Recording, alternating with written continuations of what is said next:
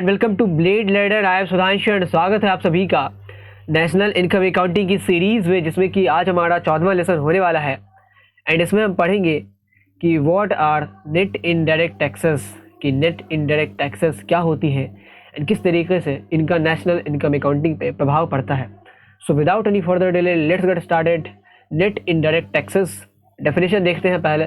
तो it refers to the difference between indirect taxes and subsidies, की subsidies and indirect taxes ये दो components हैं नेट इनडायरेक्ट टैक्सेस का। कि नेट इनडायरेक्ट टैक्सेस जब आप पढ़ते हैं तो दो कंपोनेंट्स इसके होते हैं, सब्सिडीज़ एंड इनडायरेक्ट टैक्सेस। तो इन दोनों टर्म्स को हमने इलैबोरेटली देखा हुआ है पिछले वीडियोज़ में। सो आई रिक्वेस्ट कि आप पहले उसको जाके देखें, then you should move on to this video.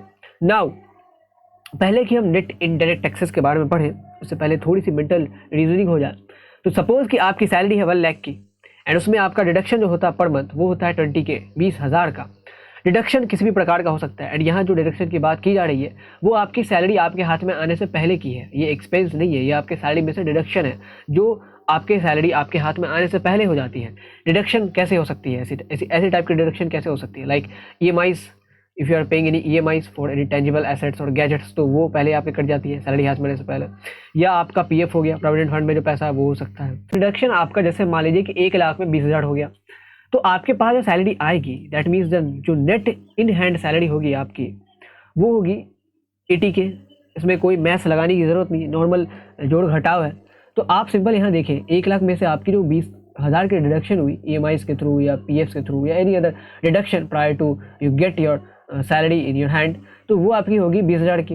And उसके बाद आपके पास बचे कितने रुपए, 80,000। तो आपकी जो इन हैंड सैलरी है, जितने पैसे आपको महीने के लास्ट में मिलते हैं वो है 80,000। सो बेसिकली आप ये देखेंगे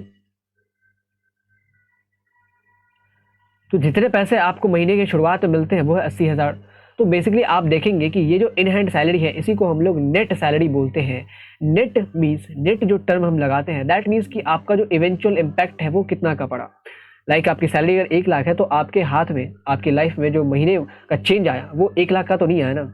आपके हर एक महीने की जो तनख्वाह है वो तो 80,000 है, आपके हाथ में तो 80,000 रुपये आ रहा है। हाँ, 1 लाख आपकी सैलरी हो सकती है प्रायर टू एनी डिडक्शन, लेकिन डिडक्शन होने के बाद आपके पास बचते हैं केवल 80,000 रुपये। तो आप उसी हिसाब से अपना बजट बनाएंगे, उसी हिसाब से अपनी सारी चीज़ें करेंगे ना। So basically net is all about the eventual impact. आखिरी में जो असर पड़ रहा है वो कितने रुपए का पड़ रहा है, 1 लाख का या 80,000 का। 80,000 का पड़ रहा है क्योंकि वही हमारी इन हैंड सैलरी है, उसी को इसलिए नेट सैलरी भी बोलते हैं। अब इसको नेट इनडायरेक्ट टैक्सेस के टर्म में समझने की कोशिश करते हैं इसी एग्जाम्पल के थ्रू, ऐसे ही एक सिमिलर एग्जाम्पल के through. Like if I am a phone manufacturer, तो सबसे पहले तो फ़ोन मैन्युफैक्चरिंग करने में कुछ कॉस्ट आएगी। Cost is what you pay to the factors of production. जो भी पेमेंट आप करते हैं फैक्टर्स ऑफ प्रोडक्शन को, लैंड, लेबर, कैपिटल, एंटरप्रेन्योरशिप को, उसमें सारी चीज़ें आ जाती हैं। इक्विपमेंट्स खरीदना, इंफ्रास्ट्रक्चर बनाना, लेबर्स को पैसा देना, सैलरीज देना, वो सारी चीज़ें उसमें आ जाती है। तो जो भी पैसा आप देते हैं उनको वो सारा आपका कॉस्ट होता है। तो ऑन एन एवरेज हमारा एक फ़ोन पर 10,000 रुपीज़ का कॉस्ट आया। तो जब 10,000 रुपीज़ का कॉस्ट आया तो सरकार ने कहा कि देखो अब तुमने फ़ोन बना लिया, अब तुम इसको मार्केट में बेचे जाओ, उससे पहले तुमको GST देना पड़ेगा, क्योंकि अब तो इनडायरेक्ट टैक्सेस के रूप में हमारे पास केवल GST होता है। तो सरकार ने कहा कि अब तुमको GST देना पड़ेगा। सो हमने कहा कि चलो ठीक है दे देते हैं। तो कितना अमाउंट है, तो बोला तुम्हारे कॉस्ट का 20% हमने GST काटा है। तो 20% ऑफ 10,000 वुड बी 2,000। तो 2,000 से हमारी जो मोबाइल की प्राइस है वो बढ़ जाएगी। बिकॉज मैंने फिर से कहा था कि प्रोड्यूसर पे तो कर देते हैं इनडायरेक्ट टैक्सेस, बट वो वसूलते हैं अल्टीमेटली कंज्यूमर से ही, तो वो तो उसको MRP में इंक्लूड कर ही देंगे। तो 12,000 से 12,000 आपकी फ़ोन की प्राइसिंग हो गई।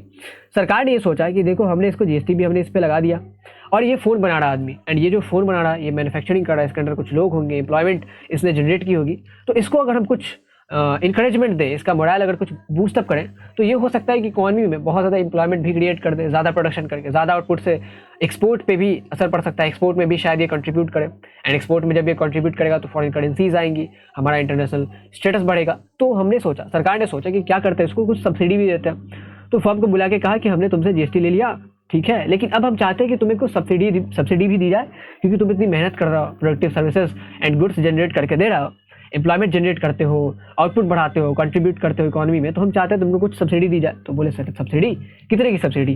तो सब्सिडी देंगे तुम्हें 5% की तुम्हारी कॉस्ट पे। तो 10,000 का 5% आ जाएगा 500 रुपये। तो सब्सिडीज़ जो मिल गई, अब वो तो MRP से घटानी पड़ेगी। जो हमारी MRP 12,000 की हो गई थी, अब वो उसमें से तो सब्सिडी घटाएंगे ना, क्योंकि सब्सिडी तो हमारी तरफ से सरकार पे कर रही है।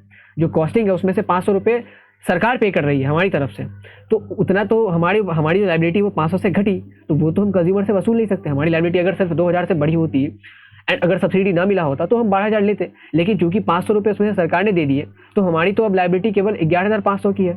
मतलब हमने जो गुड्स बनाया अब उसको केवल 11,500 पे बेचना है, एक्सक्लूडिंग प्रॉफिट। अभी हमने प्रॉफिट का अमाउंट इंक्लूड नहीं किया।